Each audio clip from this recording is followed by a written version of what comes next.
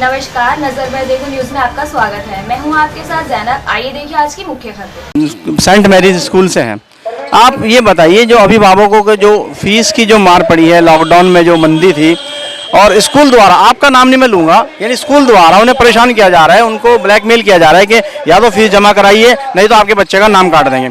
आप ये देखिए, नया साल लगने में कितना टाइम बाकी है। 4 महीने पहले हम लोग का कोर्स लेंगे, अगले साल फिर हमें कोर्स लेना पड़ेगा। तो ये डबल तिबल मार नहीं होगी अभिभावकों के ऊपर? जरा सा इस पर भी आप रोशनी डालें। हमारी ऐसा किसी भी अभिभावक को परेशान करने वाली कोई भी मूड नहीं है, और ना ही हम उनको कह रहे हैं कि वो उनके नाम काट दिए जाएंगे या वो हमसे आकर फीस जमा करें। हम सिर्फ ये कह रहे हैं कि जब हम ऑनलाइन पढ़ा रहे हैं और जो स्टूडेंट ऑनलाइन पढ़ रहे हैं, केवल वो स्टूडेंट्स हमें फीस दें। अच्छा, ऑनलाइन कैसे मॉनिटर करते हैं आप लोग? बच्चे समझ में क्या आता है? हम स्टूडेंट्स को ऐसे मॉनिटर कर रहे हैं कि हम लोग पहले बुक्स को फिल करते हैं, खुद रीड करते हैं, उसको फिल करते हैं, उसकी कुछ पिक्चर्स बच्चों को व्हाट्सएप की जाती है। उसके बाद फिर 1 बाय 1 एक चैप्टर को समझाया जाता है। कौन कैसे करते हैं पेरेंट्स को कि भाई आपको इतनी देर की क्लास है, ऑनलाइन रहना है? अगर किसी के पास एंड्रॉइड सेट नहीं है तो उसकी पढ़ाई का क्या रहेगा? सर, वहाँ पे बड़ी हमें भी परेशानी आ रही है। तो वहाँ पे हम क्या कर रहे हैं कि जिस बच्चे के पास एंड्रॉइड फ़ोन नहीं है, वो दूसरे बच्चे से मिलकर वहाँ से अपने वर्क को कंप्लीट कर पा रहा है। कितनी मैम है आपकी जो ऑनलाइन आपको आप बच्चों को पढ़ा रही हैं? हमारे यहाँ 10 से 12 टीचर्स हैं और सभी ऑनलाइन स्टडी कर रही हैं। जबकि मैं खुद भी आपको बता दूं कि मैं खुद भी पढ़ा रही हूँ बच्चों को, और पहले हमें समय लगता था 3 से 4 घंटे या 5 घंटे हम पढ़ाकर फारिग हो जाते थे, बट अब हमें 10-10, 12-12 घंटे पढ़ाना पड़ रहा है। ऑनलाइन में हमें भी परेशानी आ रही है। अच्छा, आप बताइए कि ऑनलाइन क्या पढ़ाई समझ में आती है? जब हम बोर्ड पे देखकर पढ़ाई हमारे दिमाग में नहीं आती तो क्या ऑनलाइन समझ में आ जाएगी? इतनी हाई टेक्निक है हमारे यहाँ देश के अंदर?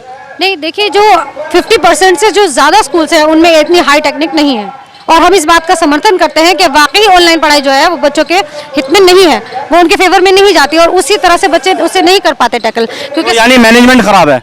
मैनेजमेंट खराब नहीं है, पेरेंट्स का सपोर्ट। वहाँ पे इलिटरेट पेरेंट्स हैं, मान लीजिए हमने उनको जैसे और उनको लेसन रीड कराया, उनको क्वेश्चंस कराए, उसके बाद 2-3 क्वेश्चंस उनको मैथ्स के सॉल्व के लिए दे दिए, तो वो घर पे उन्हें हेल्प नहीं कर पा रहे। ऑनलाइन का सोल्यूशन किसका था? ऑनलाइन का सोल्यूशन तो ऑनलाइन गवर्नमेंट। तो क्या बच्चे ऑनलाइन पढ़ पाएंगे मैडम? देखिए, पूरी तरह नहीं पढ़ पाएंगे। आप समझिए, बच्चे 8 बजे उठते हैं आंखों को मलते हुए, और वो एकदम से इसके मोबाइल के आगे बैठ जाएं, बारीक बारीक अल्फाबेट हैं, क्या समझ में आएंगे बच्चों के? माइनर बच्चे होते हैं। देखिए, ऑनलाइन का मेन मकसद ये नहीं है कि वो उससे बहुत अच्छे से अपने आप को अच्छे से पढ़ पा रहे हैं बच्चे। ऑनलाइन से मीनिंग ये है कि बच्चा 7-8 महीने घर बैठकर पीछे की एजुकेशन में जो वो था उसे ना भूले। यानी आवाज साफ आएगी ऑनलाइन में? नहीं, ऑनलाइन में आवाज साफ नहीं आएगी, आपकी टीचर कह रही है। नहीं, ऑलमोस्ट ऐसा नहीं होता है, वो तो नेटवर्क पे डिपेंड करता है। लेकिन अधिकतर बच्चों की और पेरेंट्स की यही समस्या है कि कुछ समझ में नहीं आ रहा, काला अक्षर भैंस बराबर नहीं जा रहा है, वहाँ तक नेटवर्क नहीं जा रहा है, तो वहाँ हम नहीं कुछ भी कर। और इसी श्रृंखला में हमारे बीच में डॉक्टर कुलदीप मलिक जी मौजूद हैं, जो MLC प्रत्याशी हैं और शिक्षक सभा से अपना समर्थन लेकर आए। जी मलिक साहब। जी देखिए, जैसा आपने बताया, मेरा नाम डॉक्टर कुलदीप मलिक है और मैं मेरठ सहारनपुर मंडल में होने वाले जो MLC के चुनाव है उसमें एक प्रत्याशी के रूप में हूं। और आज जैसा सहारनपुर के शिक्षक यहाँ इकट्ठा हुए हैं, मेरा पूरा समर्थन इन शिक्षकों के साथ है। और मैं ये बताऊं, ये शिक्षक तो अभी डिमांड कर रहे हैं, हमने तो सहारनपुर की धरती से जून महीने में सरकार से ये डिमांड की थी कि सरकार शिक्षा क्षेत्र में जल्द से जल्द एक राहत पैकेज शुरू करे। और आपके चैनल के माध्यम से मैं आदरणीय प्रधानमंत्री नरेंद्र मोदी जी से ये पूछना चाहता हूं कि अगर सरकार अलग अलग क्षेत्रों में राहत पैकेज घोषित कर सकती है तो फिर शिक्षा क्षेत्र से क्या दिक्कत है? अरे भाई, शिक्षक इस देश का राष्ट्र निर्माता है और आज शिक्षक सड़कों पर है। मेरी भी 40-42 साल की उम्र होगी, मेरे मम्मी पिताजी कभी शिक्षक थे, मैं प्रोफेसर हूं, मेरी वाइफ प्रोफेसर है। हमने कभी ऐसा टाइम नहीं देखा कि शिक्षकों को इस तरीके का आंदोलन करना पड़े। एक तरफ ये राष्ट्र को विश्व गुरु बनाने की बात करते हैं और दूसरी तरफ गुरुओं का इतना बड़ा अपमान। जी मलिक साहब, आपसे एक सवाल करेंगे। आपको पता है कि हिंदुस्तान में ज्यादातर स्कूल मनमानी पर उतर आए हैं, जिनकी फीस इतनी हो गई है कि अफोर्ड नहीं कर पाते पेरेंट्स वो फीस देने के लिए। कुछ पेरेंट्स ने आत्महत्या कर ली प्रेशर को लेके कि बच्चों की फीस कहाँ से दी जाए। कुछ पेरेंट्स पे दबाव बनाया जाता है कि आप फीस जमा कराएं नहीं तो नाम काट दिया जाएगा। वही कोर्स स्कूल में दिया जाता है और स्कूल का ही कोर्स बाहर बेचा जाता है। यहाँ तक कि एक पेंसिल रबड़ भी स्कूल के रेट पे मिलती है। क्या ये स्कूलों की मनमानी नहीं है? नहीं, देखिए श्रीमान जी, आप भी अपनी जगह सही हो सकते हैं, मैं ऐसा नहीं कि आप गलत। ये मेरी जनता का सवाल। लेकिन नहीं, जनता का आपकी सवाल है, लेकिन आपकी जनता ये भी सवाल करे कि आज अगर शिक्षकों की बात करते हैं, आज शिक्षक भी आत्महत्या कर रहा। मुझे सुबह सूचना मिली मेरठ के अंदर किसी शिक्षक भाई ने आत्महत्या किया। वो क्यों कर रहा है? क्योंकि आप लोगों द्वारा प्रेशर बनाया जा रहा है कि फीस लाओ, कोर्स लो, ड्रेस लो, एडमिशन फीस लो, और आप लोग द्वारा बोल रहे, मैं तो खुद एक शिक्षक हूँ, मैं कोई प्रबंधक नहीं हूँ और मैं शिक्षकों की लड़ाई लड़ रहा। वास्तव में ऐसा हो रहा है या नहीं देश में? मैं आपकी बात से बिल्कुल सहमत नहीं। अपवाद हर जगह है, कहीं ना कहीं ऐसा हो सकता है। ये बताइए, जैसे लॉकडाउन लगा था, आपातकाल देश में इमरजेंसी लगाई गई, पूरी दुनिया में इमरजेंसी लगाई, लेकिन उस मंदी का दोहरा असर अभिभावकों की जेब के ऊपर क्यों पड़ रहा है? आप सिर्फ इसका मुझे जवाब दीजिए, ना कि जनता को जवाब दीजिए। देखिए, आप अभिभावक की बात कर रहे हैं और मैं यहाँ पे शिक्षक प्रतिनिधि होने के नाते मैं शिक्षकों की बात कर रहा, मैं उल्टा आपसे क्वेश्चन करना चाह रहा। साहब, मैं जनता सवाल कर रही है, मेरा सवाल नहीं है। बिल्कुल मैं जनता की बात का जवाब दे रहा, लेकिन मैं जनता से ये पूछना चाह रहा, अरे सर पहले से ही अगर आप शिक्षकों के हालात देखें, 10-10 हजार, 55 हजार, एक मिनट मेरी बात कंप्लीट होने दो, 55-10-10 हजार रुपए में इस देश का शिक्षक काम कर रहा, और लॉकडाउन के दौरान, और जो आप ये विद्यालयों की बात कर रहे हैं, देखो यहाँ पे विद्यालय भी दो कैटेगरी के हैं। एक विद्यालय में है जो मोटे मोटे जो है लोग उनको चला रहे हैं, जिनके पास में पूरा जो है धन धान्य से वे परिपूर्ण है। दूसरे विद्यालय ऐसे है जो आज यहाँ सहारनपुर के लोग आप यहाँ पे देख रहे हैं, इनके प्रबंधक भी, अरे ये तो पर मंथ जो है फीस ले रहे थे, उन फीस से कहीं ना कहीं शिक्षकों को वो सैलरी आप सवाल घुमा रहे हैं मलिक साहब जी। मेरी बात कम, आपको आंसर मिलेगा। दूसरे टाइप के विद्यालय में है जो पर मंथ बच्चों से फीस ले रहे थे और उनका कहीं ना कहीं शिक्षकों को वो सैलरी दे रही थी।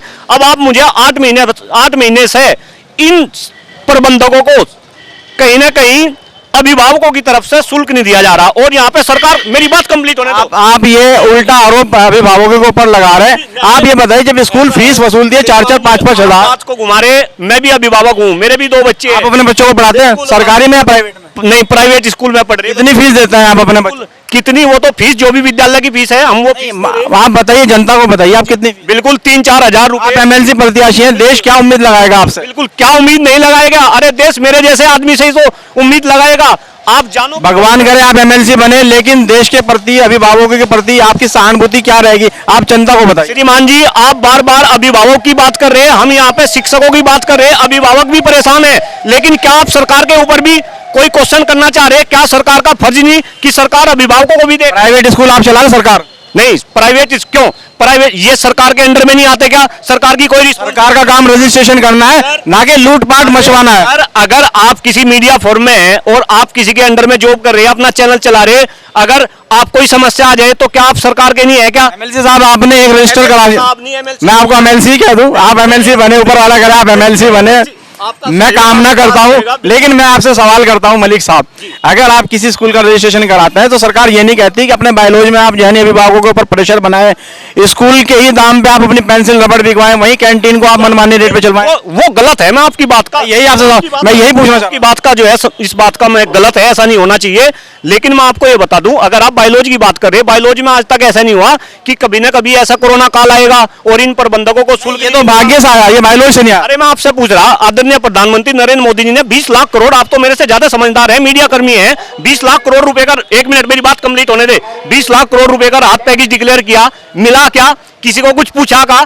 कहाँ गया है राहत? सरकार, आप बताइए, सरकार से आप इस कदर फायदे उठाते हैं, इस कदर आपको फैसिलिटीज मिलती है, सरकारी स्कूलों में जो मिलता है वो आपको मिलता है, लेकिन प्लस पॉइंट में कहा है कि आप अपने मनमानी रेट पे आप एजुकेशन को बेचने का काम करते हैं। मान जी, आप क्या बात कर रहे हैं? सरकार से हमें क्या फैसिलिटी मिल रही? मैं आपको बता रहा, अरे मैं एक ऐसे परिवार से हूँ सर, शिक्षकों का दर्द समझो, और खास तौर से अगर मीडिया कर्मी भी इस तरीके की बात, शिक्षक ने आपने आत्महत्या की थी, उसका कारण होता है मेरी बात, अरे जब शिक्षक को पैसा नहीं मिलेगा, उसके पास में घर में खाने के लिए जो है, आप हमारे शब्दों को दोहरा रहे हैं अपनी वाणी में, क्योंकि अभिभावकों के पास पैसा होगा जब भी तुम शिक्षक को पैसा देंगे। आप अभिभावकों का इतना सपोर्ट क्यों कर रहे हैं? अगर मैं भी अभिभावक हूँ, मेरे बच्चे भी पढ़ रहे हैं, अभिभावक के पास में मेरे बच्चे भी पढ़ रहे हैं, मेरे पास भी अल्टीमेटम आया है। अगर अभिभावक के पास ऐसा है, सुनो, आप जो कह रहे हैं, मैं आपसे मलिक साहब, श्रीमान जी, अगर अभिभावक के पास में पैसा नहीं, प्रबंधक के पास में पैसा नहीं, तो क्या शिक्षक मरेगा नहीं? शिक्षक को, अच्छा, देश कहाँ जा रहा है ये बताइए आप? देश तो बिल्कुल बहुत गलत डायरेक्शन में जा रहा। मैं आपको बताऊं, डॉक्टर कुलदीप मलिक एक ऐसा इंसान है जो राजनीति के अंदर जो मुद्दे होने चाहिए वे मुद्दे तो गायब है। 4 मुद्दों पर डॉक्टर कुलदीप मलिक पिछले एक दशक से संघर्ष कर रहा। राजनीति में मुद्दा होना चाहिए, आप कान खोल के सुने और अपने चैनल के माध्यम से सबको सुनाए। आप बात कंप्लीट होने, आप विपक्षी तरफ से बोल रहे हैं या खास कारण है? एक देश का नागरिक होने के नाते, और आज आपके चैनल पर बोल रहा, कल पूरा देश बोलेगा राजनीति के अंदर 4 मुद्दे होने चाहिए हम सभी के गिरते हुए स्वास्थ्य का। गरीब बच्चों के बारे में आपने कोई बात नहीं की, आपने सरकार को कह दिया। सबको बात कंप्लीट होने दे। राजनीति में मुद्दे होने चाहिए 4, हम सभी के गिरते हुए स्वास्थ्य का, इस देश के खराब होते हुए पर्यावरण का, इस देश की बद से बदतर होती शिक्षा व्यवस्था का, शिक्षकों के सम्मान का, स्वाभिमान का, और इस देश की जनसंख्या का। लेकिन मुद्दे क्या है? जाति के, धर्म के, संप्रदाय के। आप ये बताइए, अभिभावक समिति में है आज संस्था में, आप समर्थन में आप आए हैं, स्कूल के समर्थन, आप मलिक साहब हैं और यहाँ समर्थन में सहारनपुर आए, लेकिन मेरे सवाल का सही उत्तर नहीं दे पाए हैं। मेरा क्या बल्कि जनता का सवाल था। जनता आज भी इनसे, आज नहीं तो कल इनसे सवाल पूछेगी। हो सकता है कल ये MLC बने तो हो सकता है इसी तरह आंख चुराते फिरे कैमरे पे। लेकिन बहुत बहुत शुक्रिया हमसे बात करने। आप गलत कर रहे हैं, मैं कोई आंख नहीं चुरा रहा। डॉक्टर कुलदीप मलिक के विषय में और मुझे दी इजाजत, नमस्कार।